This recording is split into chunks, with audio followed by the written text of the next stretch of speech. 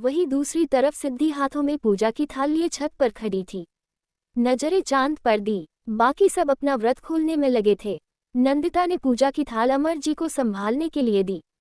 आप इसे पकड़िए, मुझे फोटोज लेनी है।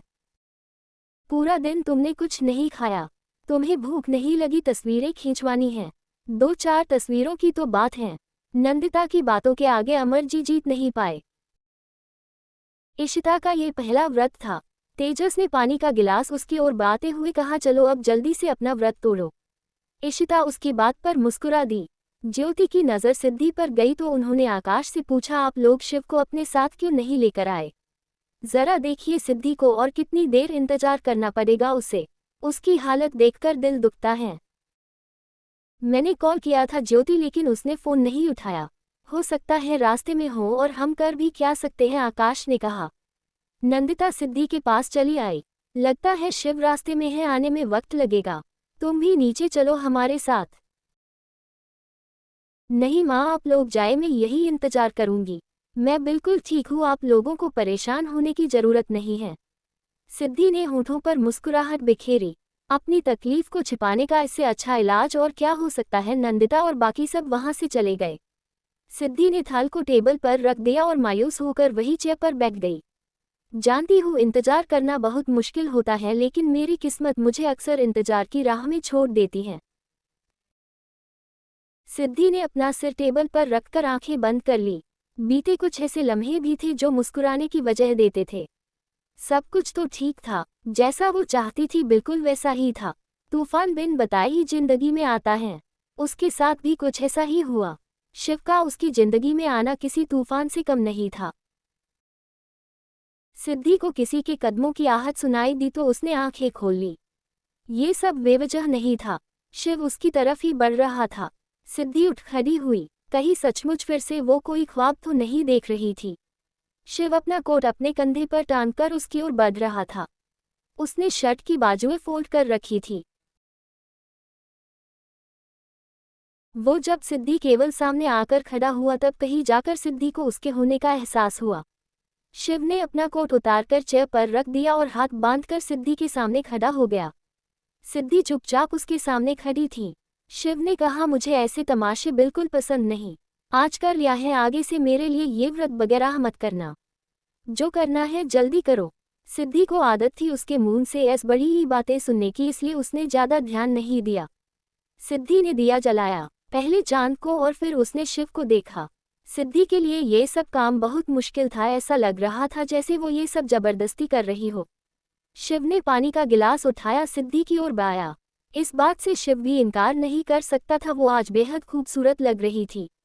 शिव ने पानी का गिलास टेबल सिद्धि की थाल में रख दिया।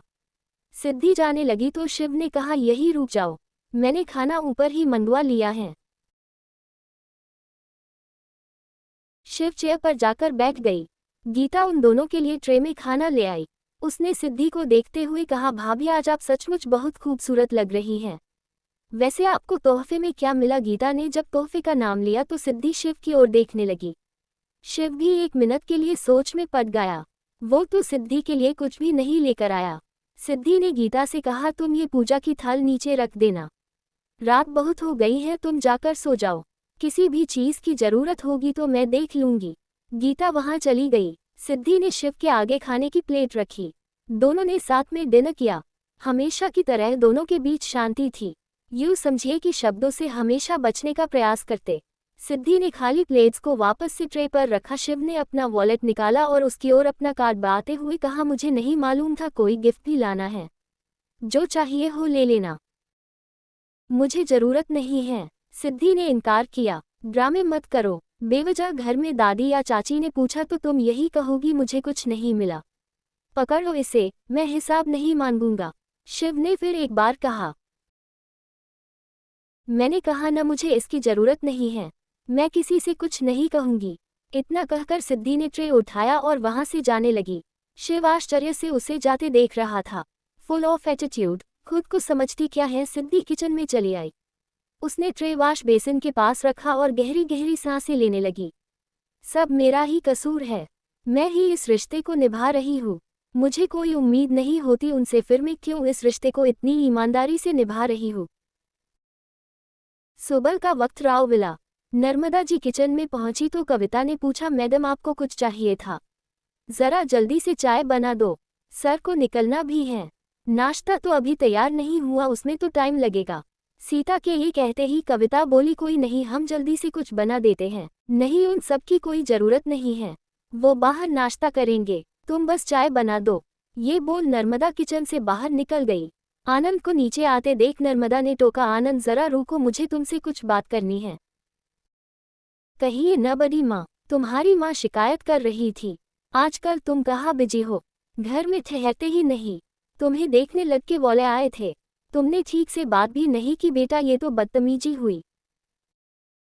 बड़ी यही तो प्रॉब्लम है, मैं माँ से कह चुका हूँ अभी मुझे शादी नहीं करनी, लेकिन वो तो हाथ धोकर मेरे पीछे पड़ गई है, इसलिए मैं घर से बाहर रहना पसंद करता हूँ। घर में 2 मिनट के लिए भी सुकून कहाँ मिलता है, हर बात में शादी का टॉपिक। लेकिन बेटा तुम्हारी माँ तुम्हारा गलत तो नहीं चाहती। ठीक है, अभी तुम्हें शादी नहीं करनी, उसकी तसल्ली के लिए रिश्ता देख लो, क्या पता कोई लड़की तुम्हें अच्छी लग जाए और तुम्हारा मन बदल जाए। नर्मदा उसे समझाते हुए बोली। सॉरी बड़ी माँ, लेकिन मुझे एक बात कहनी पड़ेगी। यही जल्दबाजी घरवालों ने मिलकर कृतिका के साथ की थी, किसी ने उसकी सुनी ही नहीं, शायद इसलिए उसने ऐसा कदम उठाया। वही जल्दबाजी सिद्धि के साथ की गई, इमोशनली ब्लैकमेलर करके बिठा दिया आप लोगों ने मंडप पर, और वो वहां भुगत रही है। मुझे मेरी जिंदगी जीने दीजिए, कहीं ऐसा ना हो बर्बादी की लिस्ट में मैं भी शामिल हो जाऊं। अपनी बात पूरी कर आनंद वहां से चला गया। उसने तो वही कहा जो सब उसने देखा था।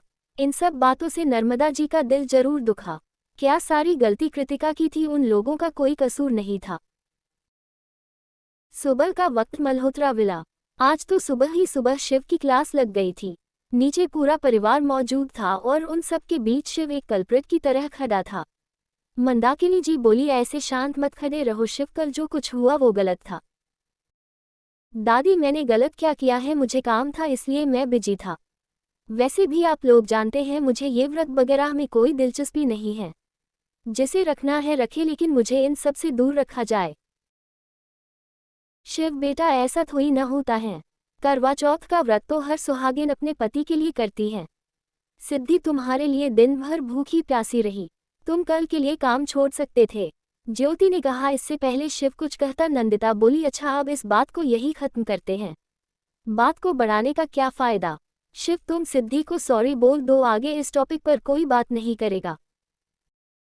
पर मॉम मैं बेवजह क्यों, शिव की बात काटते हुए नंदिता बोली, मैंने कहा ना शिव बोल दो सॉरी, बात खत्म करो। शिव पर इस वक्त सभी का दबाव था। उसने सिद्धि की ओर देखा जो इस वक्त इशिता के साथ खड़ी थी। उसको फुर्सत भी नहीं, मुझको तमन्ना भी नहीं, फिर खलिश क्या है कि रह रह के वफा ढूंढती है। शिव को एक सॉरी बोलने के लिए इतना सोचना पड़ रहा था। बड़ी मुश्किल से उसने सॉरी कहा पर वहां से फौरन चला गया। मंदाकिनी जी बोली, हमने तो सोचा ये लड़का शादी के बाद सुधर जाएगा, लेकिन नहीं, अब लगता है ये लड़का दिन ब दिन और बिगड़ रहा है। माँ अब रहने भी दीजिए न, जिसे देखो मेरे बेटे के पीछे पड़ा है। इतना कहकर नंदिता भी उठा वहां से चली गई। मुझे ऑफिस के लिए निकलना है, मैं तैयार होने जा रहा हूँ, ये कहते हुए अमर जी उठ खड़े हुए। शिव अभी भी गुस्से में लग रहा था। दानिश कमरे में नाश्ते के लिए पूछने आया तो शिव ने कहा, मुझे भूख नहीं है, इसे वापस ले जाओ। दानिश चुपचाप वहां से चला गया। सिद्धि इस वक्त कमरे के बाहर खड़ी थी। दानिश को नाश्ता वापस ले जाते देख वो समझ गई शिव का मूड अभी खराब है। अंदर जाने में भी उसे डर सा लग रहा था। सिद्धि वही बाहर खड़ी इंतजार करती रही। शिव जैसे ही रूम से बाहर निकला सिद्धि कमरे के अंदर चली गई। शिव भी वहां नहीं रुका। सुबह का वक्त राकेश का घर। मेड ब्रेकफास्ट के लिए राकेश को बुलाने आई। वो जब नीचे आया तो देखा हॉल में कोई सोफे पर बैठा उसका इंतजार कर रहा था। राकेश ने कहा, जी आप कौन?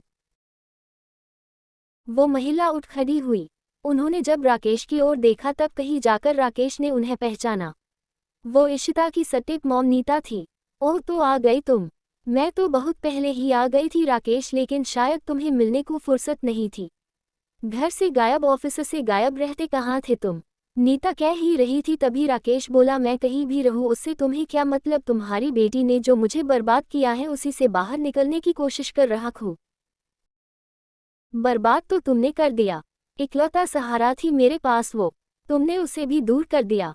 अब तो मल्होत्रा खानदान की बहू बन चुकी है वो, हम जैसों को मून भी नहीं लगाती। नीता को टोकते हुए राकेश बोला, मतलब क्या है तुम्हारा, किसकी शादी? नीता हंस पड़ी। सीरियसली तुम्हें नहीं मालूम इशिता ने तेजस मल्होत्रा से शादी कर ली? ऐसा नहीं हो सकता, मेरी मंगेतर है वो, राकेश लगभग चीखते हुए बोला। आवाज नीची करो मिस्टर राकेश बोहरा, अगर मंगेतर थी तो संभाल कर रखना चाहिए था ना, क्या जरूरत थी उससे मारपीट करने की? तुमने तो सारा खेल बिगाड़ कर रख दिया। तुम जैसे इंसान के साथ मुझे उसे भेजना ही नहीं चाहिए था। मेरे बाकी के पैसे मुझे दो, मैं वापस चली जाऊंगी, मुझे तुम्हारी शक्ल भी नहीं देखनी। पैसे चाहिए तुम्हें? कमाल है, तुम्हें अभी भी लगता हो मैं तुम्हें पैसे दूंगा? मेरा काम ठप पड़ चुका है, सब तुम्हारी बेटी करवा रही है, मैं उसे बिल्कुल नहीं छोड़ने वाला। और तुम भी एक बात कान खोलकर सुन लो, मेरे घर में आइंदा मत आना। Get lost. अपनी बात पूरी कर राकेश वहां से चला गया। नीता का चेहरा देखकर लग रहा था जैसे अभी भी उसे इन सब की उम्मीद नहीं थी। शिव के कैबिन का डोर खुला। दक्ष और तेजस एक साथ अंदर आए। शिव ने कहा, तुम दोनों साथ में, मतलब फिर कोई तूफान आने को है? अच्छा, तो तुम बैठे बैठे हमारे बारे में यही सोच रहे थे? कभी कुछ अच्छा भी सोच लिया करो। दक्ष ने कहा। तो शिव बोला, मुझे क्लियर करोगे यहाँ कैसे आना हुआ? क्यों, तुम्हें किसी मीटिंग में जाना है जो सीधा पॉइंट पर आ गए? दक्ष ने कहा। अच्छा छोड़िए ये सब, मैं आपको बता दूं। दक्ष ब्रो ने कहा, बहुत दिन हो गए हम लोगों को ट्रिप पर गए हुए, हम कहीं बाहर चलते हैं। तेजस की बात आगे बढ़ाते हुए दक्ष बोला, पहले तो हम सिर्फ अकेले होते थे, इस बार की ट्रिप में दिलचस्प बात होगी कि हमारी बीवियां भी हमारे साथ होंगी। क्या कहते हो? तेजस ने दक्ष को हाई फाई देते हुए कहा। प्लान तो मस्त है। शिव एक गहरी सांस भरते हुए बोला, इसका मतलब है तुम लोगों को हनीमून ट्रिप पर जाना है? अच्छी बात है, तुम लोगों की नई नई शादी हुई है, पूरी गैंग साथ ले जाने का क्या मतलब? तुम न दिन ब दिन और बोरिंग होते जा रहे हो। मुझे लगता है हमारा पहले वाला शिव कहीं खो गया है। उसे तो रात भर पार्टी करने में मजा आता था, जो हफ्तों पर किसी आइलैंड पर बिताता था। ये शिव उन सब से अलग है। बोल तो ऐसे रहा है जैसे खुद की शादी को 10 साल हो गए। अच्छा चल ये बता, तू हनीमून के लिए कहाँ गया था? दक्ष के सवालों की शिव कोई जवाब नहीं दे पाया। उसे चुप देख दक्ष बोला, ये कहीं नहीं गया, एटलीस्ट अब तो चल सकता है। बिग ब्रो प्लीज, कभी कभी अच्छे पल लम्हे भर के लिए आते हैं, उन्हें जीने के लिए कोई वजह नहीं तलाशनी चाहिए। प्लीज चलिए न हमारे साथ। तेजस उसे मनाते हुए बोला। शिव ने सोचने के लिए थोड़ा वक्त मांगा, तभी दक्ष बोला, मैं तुझे डेट पर जाने के लिए नहीं पूछ रहा हूँ, जो तुझे सोचने के लिए वक्त चाहिए। कोई बहाना नहीं चलेगा, हम लोग कल जा रहे हों और तुझे भी साथ चलना पड़ेगा। शिव ने न तो हाँ कहा और न ही इनकार किया। इस दफा उसे तेजस और दक्ष की बात सुननी पड़ी। कैबिन का डोर नॉक हुआ। शिव ने अंदर आने के लिए कहा। दरवाजा खुलते ही दक्ष ने दरवाजे की तरफ देखा। सिद्धि जब अंदर आई तो दक्ष बोला, सरप्राइज की बात है, सिद्धि अपने पति के कैबिन में आने के लिए परमिशन कौन लेता है? यहाँ एक एम्प्लॉय हूँ दक्ष, ऑफिस के कुछ प्रोटोकॉल होते हैं, मैं अगर फॉलो नहीं करूँगी तो बाकी सब पर गलत असर पड़ेगा। बातों से तुम में कोई नहीं जीत सकता। दक्ष ने तारीफ की तो सिद्धि हल्का मुस्कुरा दी। मैं यहाँ लंच के लिए कहने आई थी, आप भी चलिए न हमारे साथ। हाँ क्यों नहीं, तुम्हारे हाथ का लंच मैं कभी इनकार नहीं कर सकता। चले तेजस। दक्ष और तेजस सिद्धि के साथ चले गए। शिव भी अनमने ढंग से उनके पीछे चल दिया। आकाश और अमर जी उन सबका वेट कर रहे थे। उन्हें नहीं मालूम था दक्ष भी यहाँ आया हुआ है। कैसे हैं अंकल आप? दक्ष ने पूछा। बिल्कुल ठीक हूँ बेटा, तुम कब आए? अमर जी ने कहा तो दक्ष बोला, बस कुछ दिन पहले ही। चाचू कहाँ हैं? मैं यहीं पर हूँ, आकाश ने वॉशरूम से निकलते हुए कहा। सिद्धि प्यून की मदद से सभी को लंच सर्व कर रही थी। दक्ष ने कहा, एक्चुअली अंकल हम तीनों ने ट्रिप का प्लान किया है तो बस उसी केवल बारे में बात कर रहे थे। सिर्फ तुम तीनों? आकाश ने पूछा। अरे नहीं नहीं, अपनी वाइफ के साथ जाएंगे, मुझमें हिम्मत नहीं है अपनी वाइफ को नाराज करने की। दक्ष की बात पर सब मुस्कुरा दिए। सिद्धि शिव की प्लेट में खाना सर्व कर रही थी लेकिन दक्ष की बातें सुनकर वो रुक गई। सिद्धि और शिव दोनों ही एक दूसरे की तरफ देख रहे थे। उनके ट्रिप में सिद्धि भी इन्वॉल्व थी और इस बात का पता उसे अभी चला। अमर जी बोले, ये तो अच्छी बात है। वो कहाँ जाने का प्लान बनाया है तुम लोगों ने? बुआ तेजस ने तुरंत जवाब दिया। सिद्धि ने नजरें फेर ली और शिव को सर्व कर आगे बढ़ गई। सिद्धि अभी भी उन सबकी बातों से परेशान थी। लंच के बाद सब अपने अपने काम पर वापस लौट गए। दक्ष को भी जाना था, इसलिए शिव से बाय कहकर वो वहां से निकल गया। सिद्धि ने टिफिन पैक करने में पियून की मदद की। शिव इस वक्त उसी रूम में था। सिद्धि को काम में बिजू देख शिव वहां से चला गया। वो कैबिन से निकला ही दक्ष की तभी पीछे से किसी ने आवाज दी। जरा सुनिए, ये आवाज सिद्धि की थी। शिव के रुकते ही सिद्धि भागकर उसके सामने चली आई। आपको जहां जाना है आप जा सकते हैं, मुझे किसी ट्रिप पर नहीं जाना। तुम नहीं जाओगी तो मैं वहां जाकर क्या करूंगा, और अगर मैं नहीं गया तो ये दोनों अपना ट्रिप कैंसिल कर देंगे। शिव की बात काटते हुए सिद्धि बोली, नहीं करेंगे, मैं समझाऊंगी उन्हें। दूसरों को समझाने से पहले खुद को समझाओ। वैसे भी मैं अपनी मीटिंग कैंसिल कर चुका हूँ, इसलिए तुम्हारे इनकार करने का कोई फायदा नहीं। तैयार रहना, अगले 1 घंटे में हमें क्लाइंट से मिलने जाना है। ये बोल शिव वहां से चला गया। सिद्धि को इस वक्त उस पर बहुत गुस्सा आ रहा था। खुद को समझते क्या है, हर फैसला अपनी मर्जी से। किसी दूसरे की मर्जी मायने कहाँ रखती है। मैं क्या करूंगी वहां जाकर। सिद्धि का फोन काफी देर से बज रहा था। उसने जब माहिरा का नंबर देखा तो तुरंत कॉल रिसीव किया। हेलो माहिरा, कैसी हो? मैं बिल्कुल ठीक हूँ और पापा भी अच्छे हैं। इस वक्त कॉलेज में हूँ मैं। आप बताएं, आप कैसी हैं? जीजू कैसे हैं और बाकी घर वाले? सब बहुत अच्छे हैं। तुम कहाँ हो इस वक्त? सिद्धि के पूछने पर माहिरा बोली, कॉलेज में हूँ। क्लास छोड़कर कैंटीन में बैठी हो क्या? नहीं दी, मैं कोई लेक्चर मिस नहीं करती जब तक वो बहुत ज़्यादा बोरिंग न हो। वैसे भी प्रोफेसर अब्सेंट थे, इसलिए कैंटीन चली आई। आपको न कुछ बताना था, मेरा साइंस क्विज अगले महीने है, इसलिए दिल्ली जाना होगा। अच्छा सुनो, मुझे डेट बताना, कब है क्विज? मैं कोशिश करूंगी मैं तुम्हारे साथ चलूं, सिद्धि ने कहा। Wow, it's a great news for me. आप जीजू को भी साथ लेकर आओगी न? माहिरा की इस बात पर सिद्धि चुप हो गई। वो क्या ही जवाब देती। सिद्धि ने बात बदलते भी कहा, माहिरा मुझे इस वक्त काम है, मैं तुमसे बाद में बात करती हूँ। एवास ने एक विफफा शिव की ओर बढ़ाया। शिव ने पूछा, इसमें क्या है? आप ही ने रेडी करवाने के लिए कहा था। ये बात बताते वक्त एवास के चेहरे पर उदासी थी। शिव ने जबरन लिफाफे में डिवोर्स के पेपर देखे तो उसे अपनी कही हुई बातें याद आई। उसी ने तो इन्हें तैयार करने को कहा था। शिव ने लिफाफा ड्रोर में रखते हुए कहा, ठीक है तुम जाओ। एवास वहां से वापस लौट गया। दक्ष जब ऑफिस पहुंचा तो देखा शिखा उसके कैबिन में उसका वेट कर रही थी। तुम यहाँ क्यों? यहाँ आने के लिए मुझे परमिशन की जरूरत पड़ेगी। मैं लंच पर आपका वेट कर रही थी। बताने का कष्ट करेंगे, एक गए कहाँ पर थे? मैं शिव से मिलने उसके ऑफिस गया था। सॉरी, तुम्हें बताना भूल गया। मैंने लंच उन लोगों के साथ ही किया। शिव की बात पूरी भी नहीं हुई थी, यही शिखा उठ खड़ी हुई। आपने लंच भी कर लिया और मुझे बताना भी जरूरी नहीं समझा? आप एक फ़ोन करके भी तो कह सकते थे ना। मैं यहाँ इंतजार कर रही थी, कब आप आएंगे और हया साथ में लंच करेंगे। क्या मतलब, तुमने अभी तक लंच नहीं किया? शिखा, आई एम रियली सॉरी, मुझे बिल्कुल भी ध्यान नहीं। इस दफ़ा माफ़ कर दो, मैं आगे से कभी इंतजार नहीं करवाऊंगा।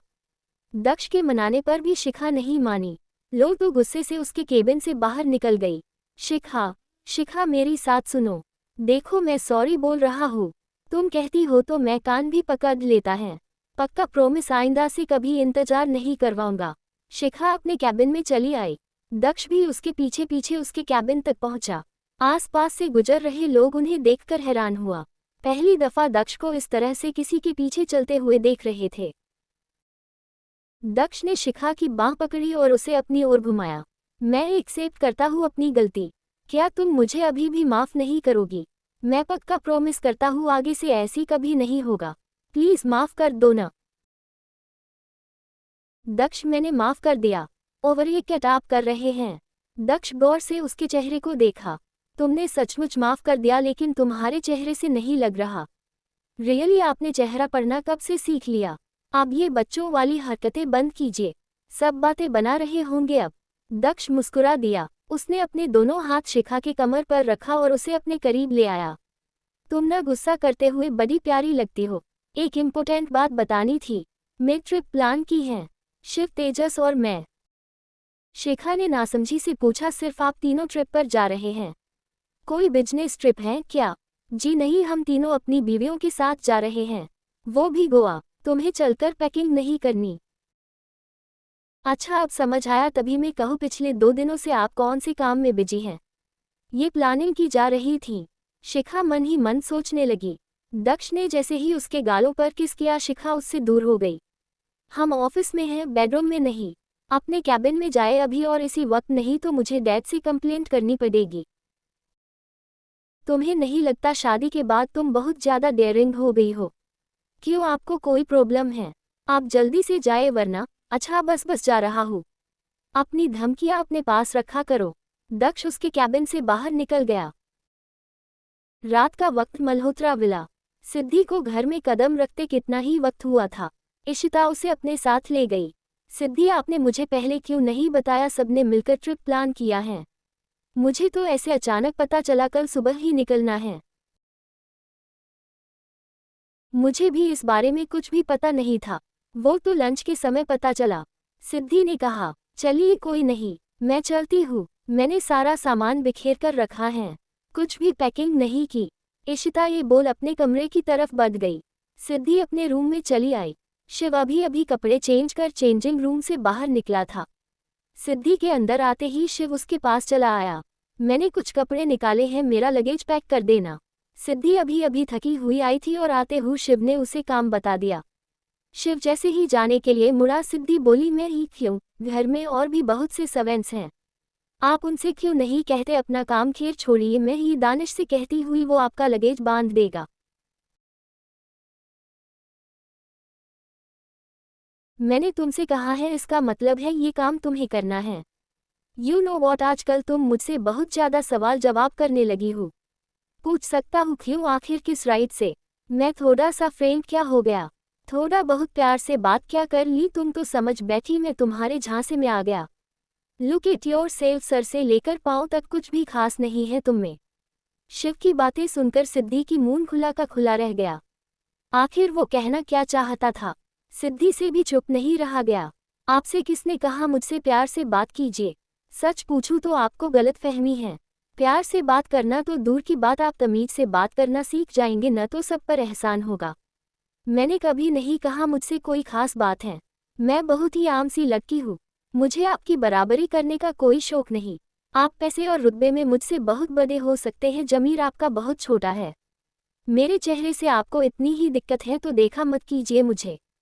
इतना कहकर सिद्धि चेंजिंग रूम की तरफ बढ़ गई। उसने दरवाजा बेहद ही जोर से बंद किया। शिव तो अभी भी उसकी बातों में खोया हुआ था। उसने सच का आईना उसे दिखाया है। वो क्या से क्या बनता जा रहा है वो खुद भी ही जानता। खुद को कितना ही मजबूत क्यों न समझे, सिद्धि के आगे वो अक्सर कमजोर पड़ जाता है। शिव ने अपने सीने पर हाथ रख लिया, धड़कनों की रफ्तार तेज हो चुकी थी। खुद के कहे हुए शब्दों ने उसे परेशान करना शुरू कर दिया। तेजस और इशिता दोनों थक हार कर सोफे पर जाकर गिर पड़े। फाइनली पैकिंग खत्म हुई। तेजस, तुम हेल्प नहीं करवाते तो कुछ भी फिनिश नहीं होता। अच्छा, तो तुम्हें नहीं लगता मेरे इस काम के लिए तुम्हें मुझे थैंक यू कहना चाहिए? तेजस ने इशिता की ओर देखकर कहा। अच्छा बाबा, बहुत बहुत धन्यवाद तुम्हारा, वरना मैं अभी भी इसी काम में लगी रहती, इशिता ने कहा। तेजस उठकर ठीक से बैठ गया। ये कौन सा तरीका हुआ थैंक यू बोलने का, वो भी इतना रूखा सूखा। तो और कैसे करूं थैंक यू? इशिता ने नासमझी से कहा। तेजस उसके नजदीक चला आया। वो जैसे जैसे कर इशिता की ओर झुकने लगा, इशिता पीछे की ओर झुकती चली गई।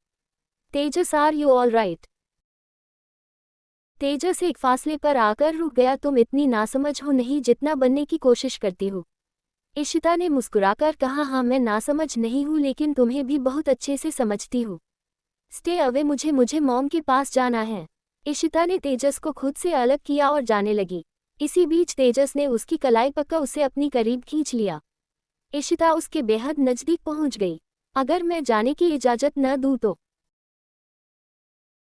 तो मैं नहीं जाऊंगी, इशिता ने थोड़ा उदास होकर कहा। तेजस उसके बालों को उसके कान के पीछे करते हुए बोला, मैंने तो मजाक किया था और तुम उदास हो गई। अगले ही पल इशिता हंस पड़ी। बाद में बात करना मुझसे, फिलहाल मुझे मॉम के पास जाना है। तेजस ने अब की दफा नहीं रोका। शिव इस वक्त लॉन में खड़ा था। आसपास कोई भी नहीं था उसके। अमर जी वही सबसे गुजर रहे थे। शिव को अकेले देखा तो उसके पास चले आए। कुछ परेशान लग रहे हो तुम? शिव ने जब उनकी आवाज सुनी तो चेहरा घुमाकर उनकी ओर देखा। आप यहाँ क्या कर रहे हैं? कुछ खास नहीं, जो तुम कर रहे हो मैं भी वही कर रहा हूँ। मतलब कि दिमाग की कसरत। तुम्हें मालूम है, जब भी तुम परेशान होते हैं इसी तरह से किसी शांत जगह जाकर सोचते हो।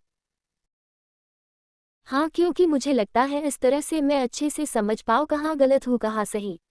शिव ने कहा तो अमर जी बोला, बिल्कुल ठीक तरीका है, लेकिन इसके एक और काम है जो तुम कर सकते हो।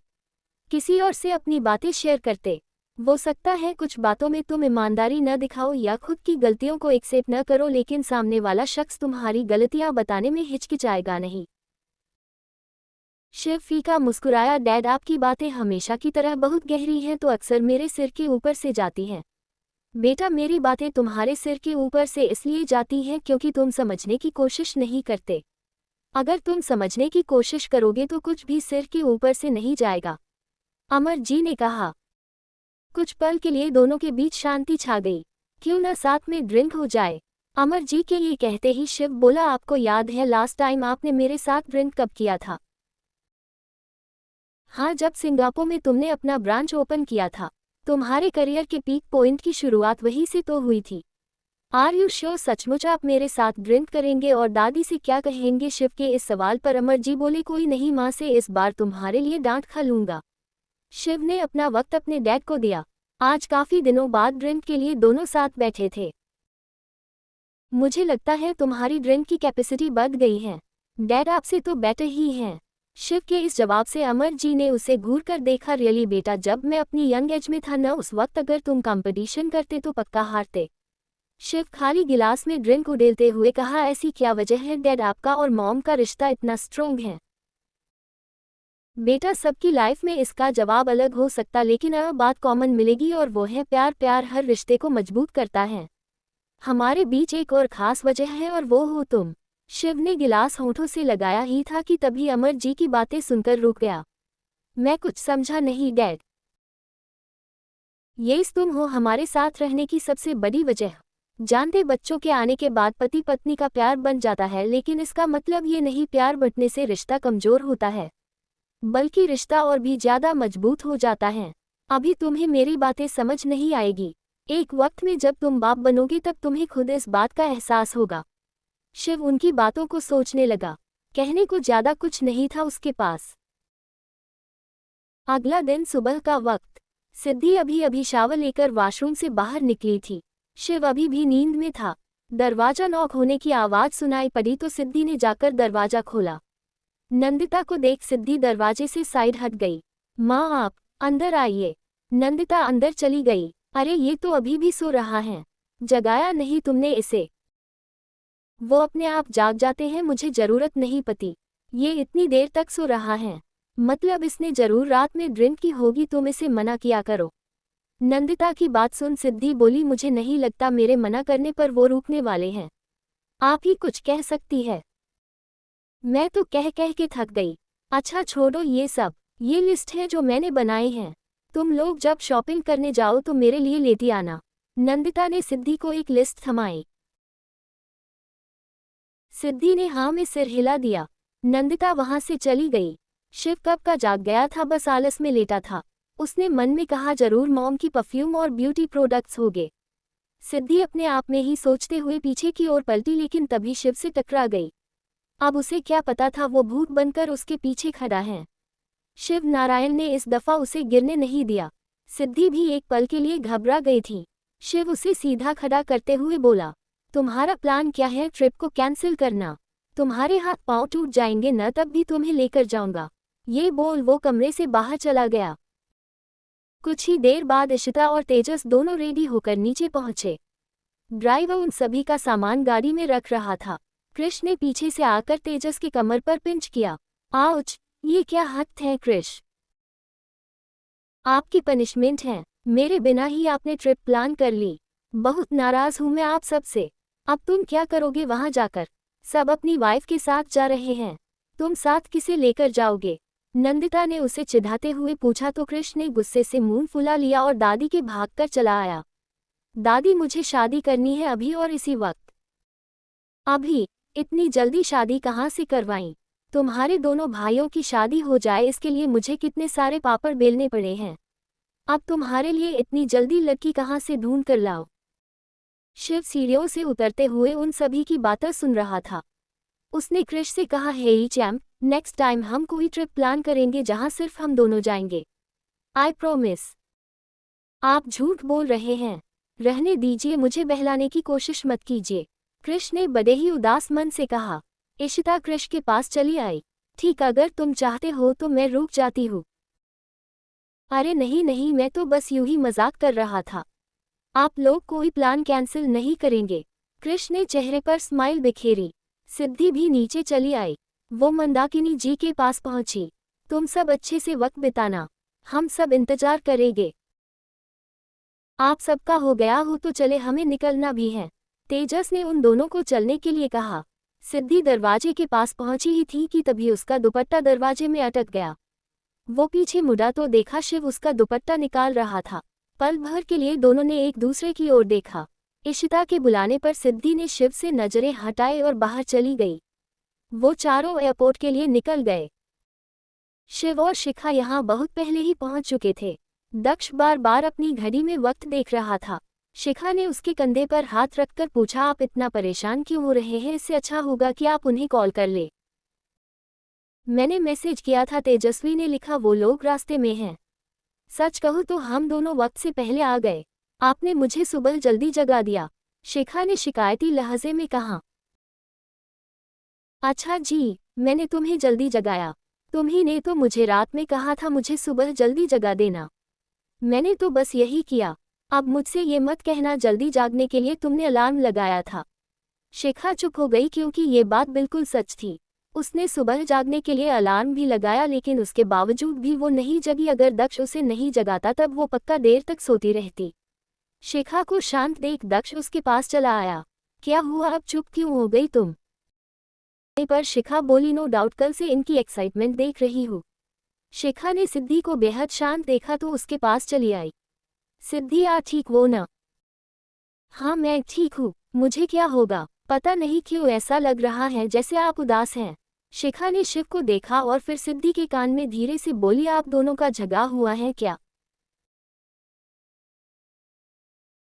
इसके सिवाय हम दोनों के बीच और कुछ नहीं होता, सिद्धि ने मन ही मन कहा और फिर शिखा को देखकर नमे सिर हिला दिया। फ्लाइट की अनाउंसमेंट होते देख दक्ष बोला, चले अब, जैसा कि मेरी बीवी ने कहा मैं बहुत एक्साइटेड हूँ तो चलो सबको अपनी एक्साइटमेंट दिखाता हूँ। दक्ष ने शिखा का हाथ पकड़ा और आगे बढ़ गया। वही तेजस ने इशिता का हाथ थाम लिया। सिद्धि और शिव दोनों एक दूसरे से पीछे थे। दोनों की केमिस्ट्री काफी अलग थी। सफर ज्यादा लंबा नहीं था। फ्लाइट बुक की गई थी इसलिए उन लोगों के सिवाय वहां और कोई नहीं था। शिव ने कान में ईयरफोन लगाया और अपना रुमाल निकालकर चेहरे को ढक लिया। सिद्धि भी विंडो से बाहर की दुनिया देख रही थी। फ्लाइट टेक ऑफ कर चुकी थी। बाहर बादलों के अलावा और कुछ नहीं था। वही दूसरी तरफ दक्ष और शिखा, इनके अलावा तेजस और इशिता, इनके बीच काफी खुशी का माहौल था। तकरीबन 3-4 घंटे के सफर के बाद वो लोग गोवा पहुंचे। तेजस ने पूछा, हम लोग कौन से होटल में रुकने वाले हैं? होटल की जरूरत क्या है, यहाँ दक्ष का बंगलो है। शिव के ये कहते ही तेजस ने कहा, ओ मैं तो भूल ही गया था। शिखा दक्ष की ओर देखने लगी। यहाँ भी आपका बंगलो है? आपने मुझे तो नहीं बताया। और भी बहुत कुछ है जानने को, तुम धीरे धीरे जान जाओगी, दक्ष ने स्माइल के साथ कहा। यहाँ पहुंचकर सिद्धि को हैरानी हुई। उसे नहीं मालूम था शिव के गार्ड्स यहाँ भी मौजूद होंगे। सिद्धि ने तेजस से पूछा, यहाँ इतने गार्ड्स क्यों हैं? यहाँ भी किसी की जान को खतरा है? ये बिग ब्रो की सिक्योरिटी है, वो कहीं भी जाए उनकी सिक्योरिटी वहां पहले पहुंचती है। हेलो सर, आने में कोई प्रॉब्लम तो नहीं हुई? जेनिका इस वक्त शिव के सामने थी। शिव ने एक गहरी सांस छोड़ते हुए कहा, बिल्कुल नहीं, एवांस कहाँ है? मैं यही हूँ चीफ, आपका ही वेट कर रहा था। एवांस का नाम लेते ही वो टपक पड़ा। अच्छी बात है, लगता है जेनिका के साथ रहकर टाइम के थोड़े पंचुअल हो चुके हैं। Well done. शिव के मुंह से तारीफ सुनकर एवांश की मुस्कुराहट बढ़ गई। जेनिका ने सभी को वेलकम कहा। वो सिद्धि के पास चली आई। हेलो मैम, आई होप आपको यहाँ आकर अच्छा लगा होगा। मुझे ऐसा लगता है जैसे मैंने आपको कहीं देखा है। पार्टी नाइट देखा होगा। मैं चीफ की सिक्योरिटी का हिस्सा हूँ। जेनिका डिसूजा नाम है मेरा। ठीक से मुलाकात नहीं हुई थी कभी आपसे। जेनिका ने सिद्धि के आगे अपना हाथ बाया। सिद्धि उससे हाथ मिलाते वक्त हिचकिचाई नहीं। आप बहुत खूबसूरत हैं। क्या आप बता सकती हैं आप खुद को मेंटेन कैसे करती है? सिद्धि उसकी इस बात पर मुस्कुरा दी। ऐसा कुछ नहीं है, आप भी बहुत खूबसूरत हैं और खतरनाक भी, एवांस ने बीच में कूदते हुए कहा। जेनिका ने अपना पैर उसके पैर पर मार दिया। अब वो कुछ भी कहने की हालत में नहीं था। जेनिका बाकी सबको अंदर ले गई। एवांस अब कहीं जाकर चिल्लाया। रिजवान ने आकर पूछा, क्या हुआ सर, आपकी तबीयत तो ठीक है? अरे जब तक ये मुसीबत यहाँ रहेगी मैं कभी ठीक नहीं रह सकता। सब अपने अपने कमरे में चले गए। सिद्धि जिस रूम में आई थी वो काफी बड़ा था। सिद्धि ने सामने लगे पर्दे को हटाया। वो कोच की बड़ी सी दीवार थी जिसके उस पार समुद्र नजर आ रहा था। जगह काफी खूबसूरत लोकेशन पर थी। ये सब देख सिद्धि ने थोड़ा अच्छा महसूस किया। शिव ने अपना जैकेट उतारकर सोफे पर रखा और शर्ट की बाजुएं फोल्ड करता हुआ सिद्धि के बगल में आकाश खड़ी हो गया। सिद्धि के होठों पर इस वक्त हल्की मुस्कुराहट थी। शायद वो कुछ अच्छा सोच रही थी। शिव का फोन बजा जिसकी आवाज सुनकर सिद्धि अपने ख्यालों से बाहर निकल आई। शिव ने फोन रिसीव कर कान से लगाया। सिद्धि वहां से चली गई। शिखा को रूम में आए ज्यादा वक्त कहाँ हुआ था, देखा दक्ष बेड पर गिरा हुआ था। शिखा ने कहा, ये क्या हुआ, आप तो आते ही सो गए। मैं बहुत थक गया हूँ, फिलहाल कुछ देर सोना है मुझे। मैं कहाँ सोने से रोक रही हूँ, पहले जाकर शावर तो ले लीजिए। शिखा ने कितना कहा लेकिन उसने नहीं सुना। तेजस इस वक्त फोन पर ज्योति से बात कर रहा था। ज्योति ने उन सभी की खैरियत पूछी तो तेजस बोला, सब कुछ ठीक है मॉम, हम लोग कुछ देर पहले ही पहुंचे हैं। चलो अपना ख्याल रखना। तुम सबको गए कुछ घंटे ही हुए हैं और सब कुछ खाली खाली सा लग रहा है। अच्छा मैं फोन रखती हूँ। कॉल कट होने के बाद तेजस अपने रूम में चला आया। इशिता भी अभी शावर लेकर बाहर निकली थी। उसने तेजस से कहा, मैंने तुम्हारे कपड़े निकाल दिए हैं, तुम जाकर शावर ले लो। हाँ ठीक है। ये कहते हुए तेजस वॉशरूम की तरफ बढ़ गया। शाम के वक्त सब लोग लॉन में इकट्ठा हुआ। दक्ष ने बुलाया था। तेजस ने पूछा, बड़ी इमरजेंसी में आपने हमें बुलाया, कोई खास बात? मुझे लगा सब बोर हो रहे होंगे इसलिए सोचा कुछ गेम खेलते हैं। क्या बुरा है इसमें? दक्ष ने शिखा की ओर देखकर कहा, तुम ही बताओ इसमें कुछ बुराई है? अगर बुराई बताऊंगी तब भी आप एक्सेप्ट नहीं करेंगे, इसलिए जाने दीजिए। शिखा ने पूरी तरह उसका कचरा कर दिया था। शिव कुछ ही दूरी पर खड़ा होकर जेनिका से बात कर रहा था। एवांस भी सब लोगों के बीच आकर बैठ गया। आप सब यहाँ कहीं जाने की प्लानिंग है क्या? नहीं तो फिलहाल हम लोग कोई गेम खेलने की सोच रहे हैं। तुम्हारे दिमाग में कोई आइडिया है? तेजस ने जब गेम के बारे में पूछा तो एवांस सोच में पड़ गया। कौन सा गेम खेल सकते हैं? आउटडोर गेम के अलावा मुझे और किसी चीज की नॉलेज नहीं। जाओ भी, तुम तो किसी काम के नहीं हो, तेजस ने कहा। शिवदक्ष के आवाज लगाने पर शिव और जेनिका सबके बीच पहुंचे। कहाँ बिजी है यार, किसी को कुछ समझ नहीं आ रहा, तू ही बता कौन सा गेम खेले। शिव सोफे पर बैठते हुए बोले, मुझे कोई दिलचस्पी नहीं है गेम में, तुम लोगों का जो दिल करे खेलो, इससे तो उम्मीद लगाना ही बेकार है। सिद्धि तुम बताओ, तुम्हारे दिमाग में कोई आइडिया है? सिद्धि ने न में सिर हिला दिया। इशिता ने कहा, I have an idea, truth and dare खेलते हैं। कार्ड डिस्ट्रीब्यूट करेंगे, जिसके पास क्वीन आएगा वो अपने आप एक नंबर बोलेगा, जिसके भी कार्ड पर वो नंबर होगा उसे क्वीन कार्ड का टास्क फॉलो करना होगा। शिखा ने क्लेप करते हुए कहा, वंडरफुल, इसे डन करते हैं। ठीक है, मैं कार्ड्स लेकर आता हूँ। तेजस कार्ड्स लेने चला गया। हालांकि सब गेम के लिए एक्साइटेड थे लेकिन शिव अपने फोन में बिजी था। तेजस कार्ड्स ले आया। गेम भी शुरू हो चुका था। सबने एक एक कार्ड उठाया। शिव ने भी एक कार्ड सिलेक्ट किया। शिखा ने बड़ी सी स्माइल के साथ कहा, क्वीन मेरे पास है। वेल डन, तो बताओ किससे सवाल पूछने वाली हो? दक्ष ने पूछा तो शिखा बोली, कार्ड नंबर 5। सब एक दूसरे की ओर देखने लगे। शिव ने कार्ड टेबल पर रखते हुए कहा, मैं हूँ। अच्छा तो आप ये बताएं आप क्या सिलेक्ट करेंगे, ट्रूथ या डेयर? Dare, fine. सुना है आप फ्लर्ट बहुत अच्छा करते हैं। क्या आप एक डेमो भी दे सकते हैं? आपको वाइफ इसमें आपकी मदद करेगी। शिखा की बात पर सबने उसका उत्साह बढ़ाया। सिद्धि तो ये सब सुनकर चौंक गई। शिव ने कहा, डे इट नेसेसरी। आपने डेयर चुना है, यहाँ बदलने का कोई चांस नहीं। शिखा ने मुस्कुराकर कहा। शिव और सिद्धि दोनों के लिए ही सिचुएशन ऑकवर्ड थी। शिव उठकर एक साइड में आकर खड़ा हो गया। इशिता ने सिद्धि से कहा, सिद्धि जाए भी, वो आपका वेट कर रहे हैं। सिद्धि ने शिखा की ओर देखकर कहा, मैं ही क्यों? क्योंकि आप उनकी वाइफ हैं। आपके साथ फ्लर्ट करेंगे तो आप उन्हें थप्पड़ थोड़ी न मारेगी। शिखा की बातें सुनकर दक्ष ने बोला, मतलब कि मैं तुम्हारे साथ फ्लर्ट करूं तो मेरा भी थप्पड़ खाने का कोई चांस नहीं?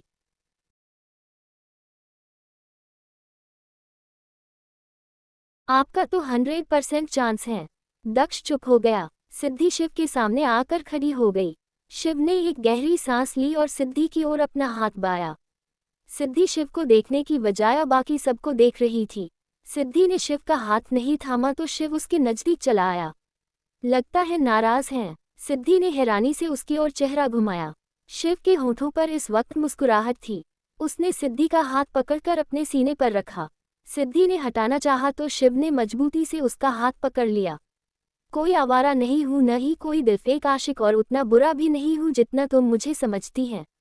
खुद ही पहचान लो, तुम्हारी वजह से ये दिल कितनी तेजी से धक रहा है। सिद्धि असमंजस में पड़ गई, आखिर वो क्या कर रहा हो? सचमुच एक्टिंग कर रहा है या हकीकत में बोल रहा था? नहीं नहीं, ये सब सिर्फ एक्टिंग है। सिद्धि ने उसकी आंखों में देखते हुए कहा, पहले कितनों से यही डायलॉग कहा है। नो डाउट बहुत सी थी, गिन नहीं सकता इतनी, पर मालूम नहीं था कोई ऐसी भी जिंदगी में आएगी जिसके सामने होने पर सब कुछ भूल जाऊंगा। इन आंखों में जब पहली दफा देखा था उसी वक्त डूब गया था। तुम्हें देखने को तड़प बद सू गई थी। कौन हो, कैसी हो, कितने ही ख्याल मन में बस गई थी। अब तक मैं दूसरों को बेचैन करता आया था, पहली दफा मुझे किसी और ने बेचैन किया था। आंखों से नजरें हटी तो इन होठों पर आकर ठहर गई। शिव की सांसें सिद्धि अपने चेहरे पर महसूस कर रही थी। उसके करीब होने पर खुद उसकी धड़कनें बढ़ गई।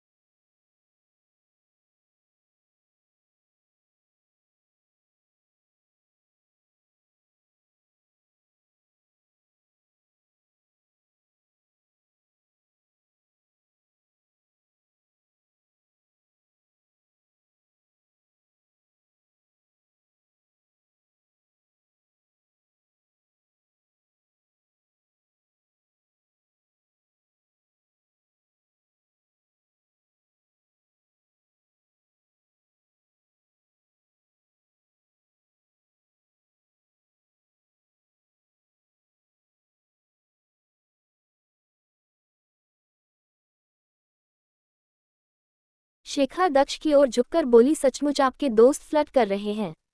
काफी रियलिस्टिक हैं। डैम श्योर बहुतों को पटाया होगा इन्होंने। मैं भी इससे कम नहीं था। दक्ष के ये कहते ही शिखा उसे घूर कर देखने लगी। पल भर के लिए सिद्धि उसकी बातों में, उसकी आंखों में खो चुकी थी। वो तो जब उन दोनों ने क्लेपिंग की आवाज सुनी तो एक दूसरे से अलग हो गए। सबने शिव की काफी तारीफ की। सिद्धि किसी से नजरें नहीं मिला पा रही थी। कार्ड फिर से डिस्ट्रीब्यूट किए गए। इस बार क्वीन जेनिका के पास आया। उसे सबकी ओर देखकर कहा, मैं जोकर को सिलेक्ट करती हूँ। सब एक दूसरे की ओर देखने लगे। एवांस ने कार्ड नीचे रखते हुए कहा, मेरे पास है जोकर। वैसे तेजस तुम्हारी शक्ल तेजस से परफेक्टली मैच करती है। शिखा दक्ष को पिंच करते हुए बोली, आप कुछ देर शांत रहेंगे? जेनिका ने पूछा, ट्रूथ या डेयर? ऑफ कोर्स डेयर, मैं किसी से नहीं डरता। एवांस ने बड़े ही कॉन्फिडेंस के साथ कहा। जेनिका ने अपनी टी शर्ट की स्लीव्स फोल्ड करते हुए कहा, पंजा लदाते हैं। पंजा लदाओगी वो भी तुम? रहने दो, हाथों में बल पड़ जाएगा। एवांस ने लगभग जेनिका का मजाक उड़ाते हुए कहा। तो आप लड़कियों को कमजोर समझते हैं? इशिता ने पूछा तो एवांस बोला, मैं लड़कियों को कमजोर नहीं समझता, बस जो मुझसे पंजा लड़ाना चाहती है न, मैं उससे कहीं ज्यादा मजबूत हूँ। ठीक है, फिर साबित करते हैं, जेनिका ने एवांश को घूरते हुए कहा। दोनों के बीच मुकाबला शुरू हो चुका था। पहले तो एवांस को इस बात का एहसास नहीं हुआ, लेकिन कुछ देर होल्ड करने के बाद उसे जेनिका की मजबूती का सिद्धि आभास हो रहा था। सबके सामने वो अपनी बेइज्जती नहीं करवाना चाहता था, इसलिए उसने पूरी ताकत लगाई। आखिर में वो हार गया। सभी ने जेनिका के लिए तालियां बजाईं। एवांस ने जेनिका की ओर देखा। वो दिखने में इतनी स्ट्रोंग लगती, लेकिन सचमुच बहुत स्ट्रोंग थी। इसलिए कहते हैं किसी को अंडरएस्टिमेट नहीं करना चाहिए। अब की बार क्वीन तेजस्वी के पास आया। उसने जब किंग कहा तो दक्ष मुस्कुराते हुए बोला, आई एम न किंग। ट्रूथ या डेयर? तेजस ने पूछा। ट्रूथ। तो फिर ठीक है, ये बताए, लोनावला जाते वक्त आपकी आईडी खो गई थी। लेडी इंस्ट्रक्टर आपको जाने नहीं दे रही थी। आखिर ऐसा क्या हुआ था उस रूम में जो कुछ देर बाद उसने बिना कुछ कहे आपको छोड़ दिया? तेजस के ये पूछने दक्ष की आंखें बड़ी हो गई।